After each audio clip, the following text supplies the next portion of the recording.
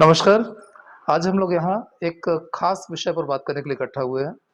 2 दिन पहले गाज़ियाबाद में घटना हुई आधी रात को, जिसे सुनने के बाद हर किसी ने अफ़सोस व्यक्त किया, मगर बात सिर्फ़ अफ़सोस पर ख़त्म नहीं होनी चाहिए।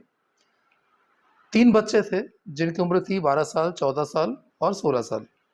2 साल पहले ये लोग एक गेम के संपर्क में आए, कोरियन लव के नाम से कोई गेम था।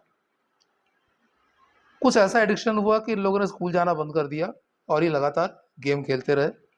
गेम खेलते-खेलते एक ऐसे मुकाम पर ये पहुँच गए कि जब पेरेंट्स ने मना किया कि आप गेम्स मत खेलिए, तो इन्होंने दरवाज़ा बंद किया और 9वीं माले की बालकनी से नीचे छलांग लगा दी और तीनों बच्चे खत्म हो गए। इस तरह की घटनाएँ पहले भी हुई हैं और हम देख रहे हैं कि बार-बार ऐसी ख खबरें हमारे बीच में आ रही हैं कि डिजिटल अरेस्ट के नाम से लोगों को दबोच लिया जा रहा है, वो अपना अकाउंट खाली कर दे रहे हैं या कुछ ऐसा कर जा रहे हैं जो वो वैसे नहीं करते। तो ये क्या है जानने के लिए आज हम लोग यहाँ इकट्ठा हुए हैं।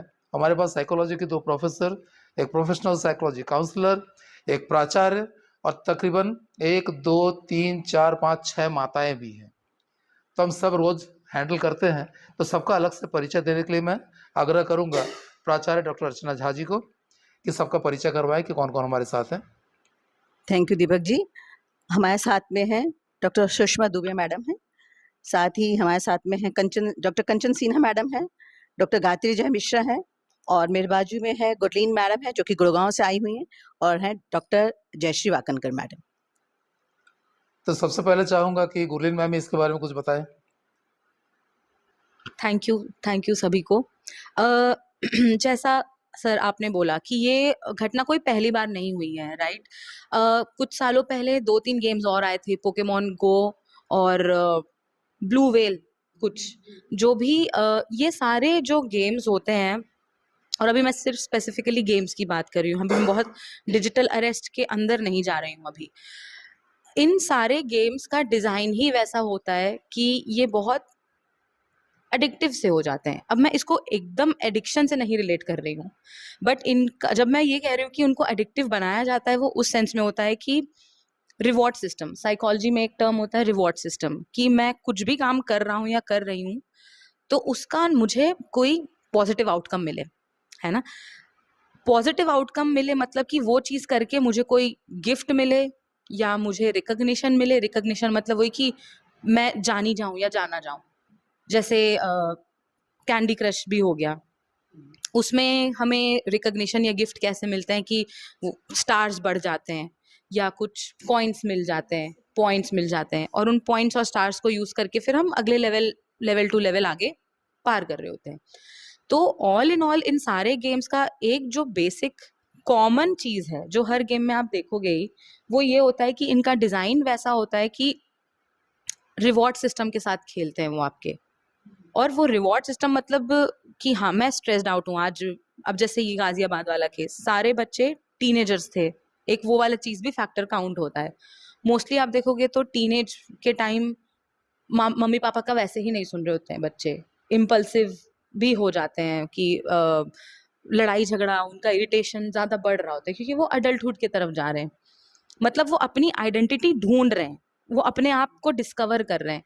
तो उस डिस्कवरी के टाइम पे भी रिवॉर्ड सिस्टम, अगर एक इस पर्टिकुलर सिचुएशन में ये दोनों चीजें क्लब भी हुई हैं कि हाँ मैं एक तो अडल्ट हूँ, सॉरी एडोलेसेंट की तरफ जा रहा हूँ या जा रही हूँ। वैसे ही मेरे पेरेंट्स के साथ मेरी लड़ाई झगड़े चलते रहते हैं, मेरे दोस्तों के साथ लड़ाई झगड़े चल रहे हैं। एक ये गेम है जो खेल के मुझे बहुत अच्छा लग रहा है, तो ये मैं खेलते रहना कंटिन्यू करूंगी। मुझे पॉइंट्स मिल रहे हैं, मतलब मैं कुछ पर्पस मिल रहा है उनको, तो वो पर्पस के अराउंड इन गेम्स के डिजाइनिंग होती है। रिवॉर्ड सिस्टम के कॉन्सेप्ट के अराउंड भी इन चीजों का डिजाइनिंग होता है। तो ये जो दो मेजर कॉमन टर्मिनोलॉजीज के थ्रू साइकोलॉजी इस चीज को थोड़ा एक्सप्लेन कर सकता है। बाकी मतलब आप सबके भी बच्चे वगैरह हैं, आपको भी आई एम श्योर कि ये एक कंसर्न वाला टॉपिक है सोसाइटी के लिए। तो आप भी कुछ अपना इनपुट दीजिए, आपके हिसाब से एज अ पेरेंट आपको क्या लगता है कि क्या चीजें तो मैं आप लोगों से हैं? आग्रह करूँगा कि आप मुझे हाँ, कुछ-कुछ ऐड करिए इसमें कि आप किस ढंग से इसे देखते हैं। फिर अपन एक सॉल्यूशन की ओर बढ़ना चाहेंगे। तो नेचुरली हमारे बीच में गुरलीन जी प्रोफेशनली एक साइकोलॉजिस्ट हैं, तो सब सॉल्यूशन ये देंगी हमें। Gurleen madam, thank you. मैं इस बात पे फोकस करना चाहूँगी कि ये एडिक्शन हो क्यों रहा है, व्हाई? बिकॉज़ क्या पेरेंट और चाइल्ड के बीच में क्या पेरेंट समय नहीं दे पा रहे हैं? क्या फैमिली जो एनवायरनमेंट है वो पॉजिटिव नहीं है?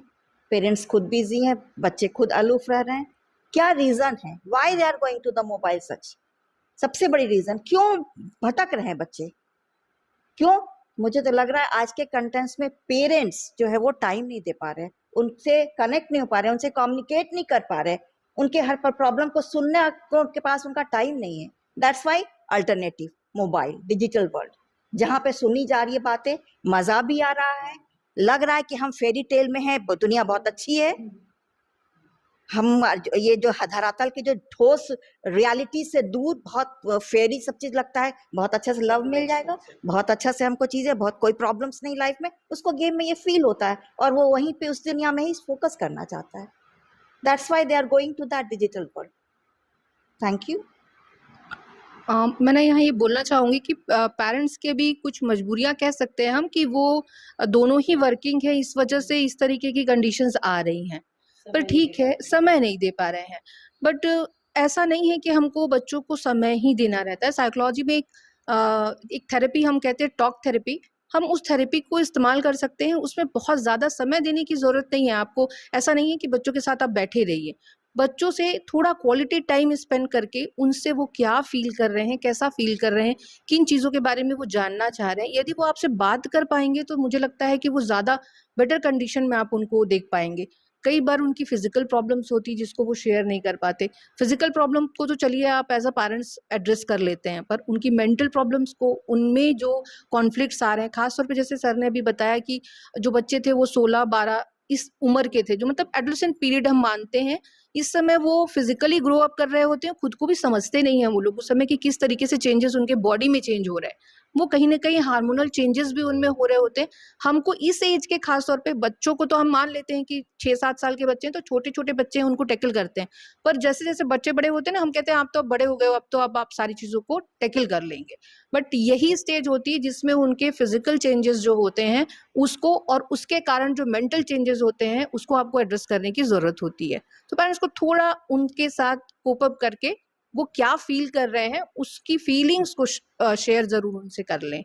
ऐसा मुझे लगता है, तो कुछ हद मतलब तक हम बेसिकली इस आप ये प्रॉब्लम कहना चाह रही हैं कि कम्युनिकेशन में कम्युनिकेशन कहीं न कहीं गैप आ रहा है, गैप आ रहा है। कम्युनिकेशन टूट रहा है हाँ, हम ये कहेंगे कि और टाइम ज़्यादा दीजिए, तो टाइम ज़्यादा देने की ज़रूरत नहीं, क्वालिटी टाइम देने की ज़रूरत है कि वो क्या फ़ील कर रहे हैं, उसके लिए आप थोड़ा-सा उनको उनसे अटैच होइए, वो ज़्यादा ज़रूरी है। स्ट्रेस हो सकता है। और हम लोग अभी उनको ज़्यादा अचीवमेंट्स के लिए, ज़्यादा मार्क्स के लिए कहते हैं बार-बार, तो वो एक स्ट्रेस रिलीफ़ करने के लिए फट से वो गेमिंग की तरफ चले जाते हैं।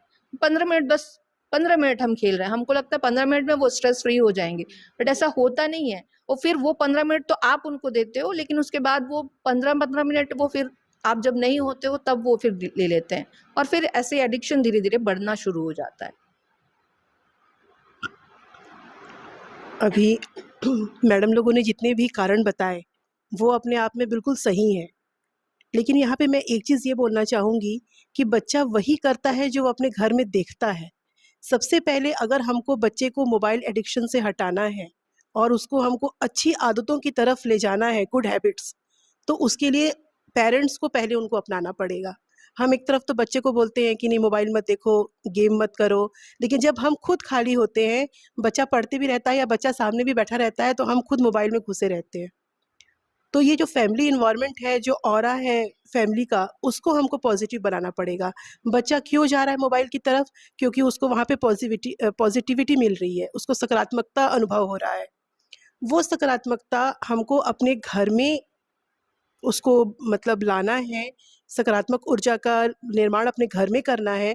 उसके लिए ये बहुत ज़रूरी है कि एक ऐसा समय निकाला जाए जबकि मम्मी-पापा, बच्चे या घर में अगर ग्रैंड पेरेंट्स हैं, तो सब मिलके 1 घंटा कम से कम बैठें एक साथ या फिर खाना खाएँ कम से कम बैठ के एक साथ। ये सारी चीज़ें जो है ना, ये अभी सोसाइटी में बहुत सारी अब हम लोग सुन रहे हैं कि सुसाइड कर लिए, ये हो गया।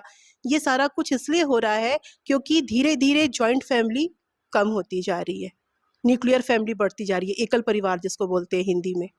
तो वहाँ पे भी बच्चों को ये जो मोबाइल में बच्चे आज स्टोरी देख रहे हैं या जो भी चीज़ें, ये इनको अपने दादा दादी नाना नानी से मिलते थे, ये सारी स्टोरी, ये सारी जो बातें हैं वो उनसे सीखते थे। तो परिवार जो है वो संगठित रहे, मम्मी पापा भी जो है वो गुड हैबिट्स को अपनाएं, ये बहुत ज़्यादा ज़रूरी है, मुझे ऐसा लगता है। दरअसल आपने हमारे मुंह की बात छीन ली जी, कि हम ये कहते हैं बार बार जी, कि सपोर्ट सिस्टम खत्म हो रहा है, क्योंकि फैमिली में कोई रिश्तेदार नहीं बचा, जी, सिर्फ बिल्कुल। पेरेंट्स ही रह गए हैं। हम्म, और पेरेंट्स अपने अपने प्रॉब्लम में बिजी भी हैं। और पहले भी पेरेंट्स बहुत ज़्यादा कनेक्टेड नहीं होते थे बच्चे से। बच्चा अपने ताऊ से, मौसी से, बिल्कुल। मौसा से, किसी न किसी से कनेक्टेड होता था। लड़कियां अपने सारे प्रॉब्लम्स भाभी से कहती थी, भाभी जाके सास को बताती थी, सास से पास के घूम के आता था। वो सपोर्ट सिस्टम हमारा टूट गया है। और चूंकि दुनिया बदल रही है तो वापस आने वाली भी नहीं है। आज जरूरत इस बात की कि हम इसके रास्ते ढूंढें हम्म, कि अगर वो चैनल हमारा टूट गया है तो दूसरा वो कौन सा चैनल है कि लोग अपने अपने कमरे में न चले जाए। अभी तो हाल ये है कि एक टेबल पे 4 लोग अगर एक साथ बैठ के खा भी रहे हैं तो भी तो मोबाइल 4 लोग, 4 थाली, 4 रोटी और 4 मोबाइल। हम्म, और सबसे ज्यादा तवज्जो होती है मोबाइल पर। मोबाइल को। या तो मैसेज चल रहे हैं, हम्म, या तो कोई मूवी चल रही है, कोई बिल्कुल। सीरीज चल रहा है, कुछ तो चल रहा है, बनता मोबाइल पे लगा हुआ है। और ये भी एक तरह का एडिक्शन ही है। हम लोग कह रहे हैं सुसाइड वाला मामला उठा के बैठे थे, मगर हमारे पास एक्चुअली शायद बात करने के लिए कोई विषय नहीं रह गया है कि हम आपस में बैठ के बात कर सकें। बच्चा 14 साल का, माँ 30 साल की, कभी एज गैप हमारे समय में हमने कभी सुना नहीं था। ये जनरेशन गैप, जेन जी वगैरह की जो आज बातें होती है, हमने कभी सुना नहीं था। 2 चपात मारनी है, पिताजी मारे, ताऊ मारे, बुआ मारे, बराबर है। स्कूल में टीचर पीट दे, हमारी बेइज्जती भी नहीं होती थी। सबके सामने पिटते थे, कान पकड़ के मुर्गा बन के खड़े भी रहते थे, हमारी कभी बेइज्जती नहीं हुई। मगर आज हम एक ऐसे दुनिया में रह रहे हैं जहाँ छोटी छोटी बातें भी चुभती हैं और हम रिएक्ट करते हैं। तो मैं आपसे जानना चाहूँगा कि प्रॉब्लम्स तो हमने सबने आइडेंटिफाई कर ली, इसका सॉल्यूशन क्या हो सकता है? सो पहले तो मैं सबसे सहमत हूँ। और कहीं ना कहीं सॉल्यूशंस हम ऑलरेडी डिस्कस करना चालू कर चुके हैं। जब मैम ने बोला कि पेरेंट्स को टाइम इम्पॉर्टेंट नहीं है देना, पेरेंट्स को क्वालिटी टाइम देना इम्पॉर्टेंट है। फिर मैम ने बोला कि एक अटैचमेंट मिसिंग है लाइफ में अभी, जिसकी वजह से गेम्स में वो अटैचमेंट उनको मिल रहे हैं, ठीक है। एंड देन आपने भी एक सॉल्यूशन की तरफ पॉइंट आउट किया है कि सोसाइटी और कनेक्टेड कैसे हो सके। कहीं ना कहीं सॉल्यूशन के तरफ हम ऑलरेडी सब अपने लेवल पे सोचना चालू कर चुके हैं। गैप जो मुझे फील हो रहा है वो ये होता है, या है ना, एज अ प्रोफेशनल अगर मैं इस चीज़ को समझने की कोशिश करूँ तो सिर्फ एक बॉडी रिस्पॉन्सिबल नहीं है इस चीज़ की तरफ। अब टेक्नोलॉजी ऑन होल, आप सिर्फ गेम्स बोल लो या इंस्टाग्राम या कोई सोशल मीडिया भी बोल लो, अगर बिजनेसेस जो ऑर्गेनाइजेशंस इन चीज़ों को डेवलप कर रही हैं, उनका भी रोल है इन चीज़ों में। मे बी उन्हें भी थोड़ा सा स्टेप बैक करके सोसाइटी के भले के लिए थोड़ा सोचना होगा। प्रॉफिट्स थोड़ा उनको कॉम्प्रोमाइज़ करना पड़ेगा। Parents, yes, parents are also responsible कि वो अपने क्वालिटी टाइम दे बच्चों को। और जैसे गेमिंग हो गई, ठीक है, अगर गेमिंग है, आज के डेट में प्रोफेशनल गेमर्स भी हैं। मतलब गेमिंग को भी आप करियर बना सकते हो और अपना घर चला सकते हो और अच्छे से with respect in society. Parents को अपने बच्चों के साथ वो ओपन कॉन्वर्सेशन करनी है, उनको उस मैच्योर लेवल पे लाना है कि उनको समझ में आए कि पैशन क्या है और एडिक्शन क्या है, या पीयर प्रेशर क्या है। क्योंकि जनरली बच्चों का वो ये कि उसके पास सोशल मीडिया अकाउंट है, मेरे पास क्यों नहीं है, वो घर आके माँ बाप से लड़ेंगे। पेरेंट्स उस लेवल पे आ चुके हैं जब उनको सही गलत का लेबल समझ में आता है, पर बच्चों के लिए वो जिद है, वो लेबल नहीं है। तो पेरेंट्स का भी रिस्पॉन्सिबिलिटी है। अब जो दूसरे स्टेक होल्डर्स इस चीज़ में है, तो वो ये हो गए कि जैसे अब मैंने कितने सारे पेरेंट्स को देखा है जो अपने बच्चों को स्क्रीन टाइम नहीं दे रहे होते हैं, या जो बहुत कैलकुलेटिवली कि हाँ तुम 15 मिनट्स करो गेम्स या मोबाइल यूज़ करो, पढ़ो, फिर 15 मिनट्स एज अ ब्रेक, वैसा। लेकिन उन पेरेंट्स पेरेंट्स तो फॉलो कर रहे हैं, लेकिन उनके मे बी वो बच्चा अगर किसी दूसरे रिलेटिव के यहाँ जा रहा है, अपना काम आसान करने के लिए रिलेटिव फिर टीवी दिखा दो, है ना। तो हम सिर्फ पेरेंट्स को नहीं बोल सकते कि उनको क्वालिटी टाइम देना है या उनको अपने बच्चों को समझाना है। ये एज अ सिस्टम बहुत सारे जो छोटे छोटे ग्रुप्स हैं उनको मिल के काम करना होगा। अब जैसे साइकोलॉजिस्ट का इसमें रोल आएगा कि जैसे ही मैं देख रही हूँ कि मेरे पास कोई अपॉर्चुनिटी है जहाँ मैं बहुत सारे पेरेंट्स को एड्रेस कर सकती हूँ, मुझे उस अपॉर्चुनिटी को आने का वेट नहीं करना है, मुझे अपने आप से शायद वो प्लेटफॉर्म क्रिएट करना है कि मैं खुद ही एक ओपन सेमिनार कर लूँ। तो ये एज अ सिस्टम हम सबको अपने रिस्पॉन्सिबिलिटी की तरह देखना पड़ेगा, ताकि हम, जैसे आप कह रहे हो, सॉल्यूशन की तरफ चलो, प्रॉब्लम्स के बारे में बात करने का कोई पॉइंट नहीं है। तो मेरे हिसाब से तो ये चीज़ है कि पॉइंट सबके क्लियर हैं अपने अपने, बस एक वो एकजुट होके उस डायरेक्शन में काम करने की देर है। दरअसल एक बहुत पुराना कानून है, जो कि सब एजुकेशन से जुड़े हुए लोग बैठे हैं, कि हर स्कूल में एक साइकोलॉजिस्ट होना चाहिए।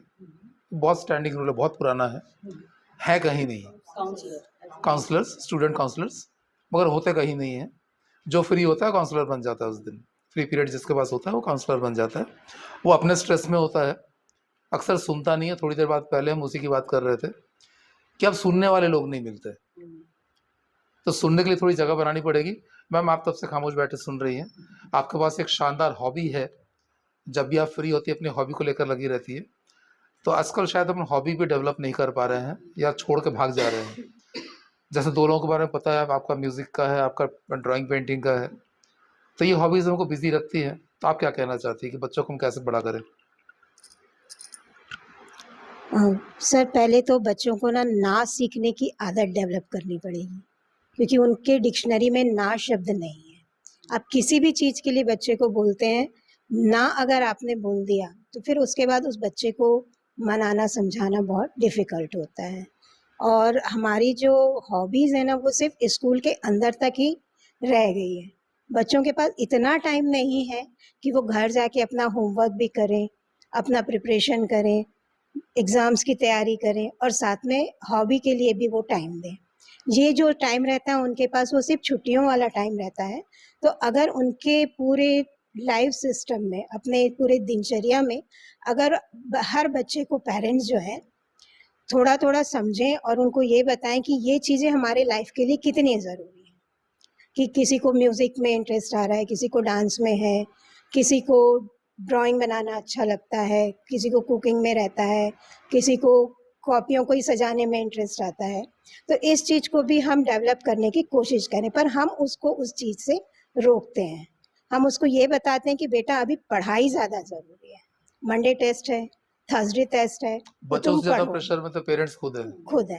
कि तो कहीं मेरे बच्चे का 2% बाजू वाले के बच्चे से हाँ, कम ना आ जाए। पूरे समय हम लोग उसको कंपटीशन की ही तरफ लेके जाते हैं। ज़िंदगी को कैसे जीना है, ये चीज़ हम बच्चे को सिखाना भूल चुके हैं। जो स्कूल जाने से, हाँ, स्कूल लाइफ के पहले अगर बच्चा है, 2.5 साल से छोटा है, 2.5 साल तक का बच्चा है, वो हर एक्टिविटी में बहुत एक्टिव रहता है। साथ में वो सीखना भी चाहता है। उसको अगर आप एबीसीडी पढ़ना सिखाते हैं, वो सीख भी लेता है। लेकिन जैसे ही वो स्कूल में जाता है, तो उसकी पूरी लाइफ़स्टाइल जो होती है वो बदल जाती है। सिर्फ़ कॉम्पिटिशन, कॉम्पिटिशन और कॉम्पिटिशन। तो क्या इस इसमें मंच ना से अपन ये संदेश दे सकते हैं कि आपको ज़्यादा सीरियसली सोचने की ज़रूरत है, बिल्कुल इस कि आप बारे में नए ध्यान सब्जेक्ट्स देना ऐड करने के बजाय वैल्यूएबल चीज़ें ऐड करिए। जी, उस बिल्कुल, बच्चे को मैथ्स आता है या नहीं आता है, इससे कोई फ़र्क नहीं पड़ता। मैथ्स सीखने के लिए 7-8 साल की उम्र में भी वो सीख सकता है। सीख सकता है। कोई ज़रूरी नहीं कि अपन 2.5 साल की उम्र में उसको 100 तक गिनती सिखा दें। और ज़्यादा वैल्यूएबल चीज़ें हैं दुनिया में, जी, तो क्या अपन को उधर जाना चाहिए? बिल्कुल।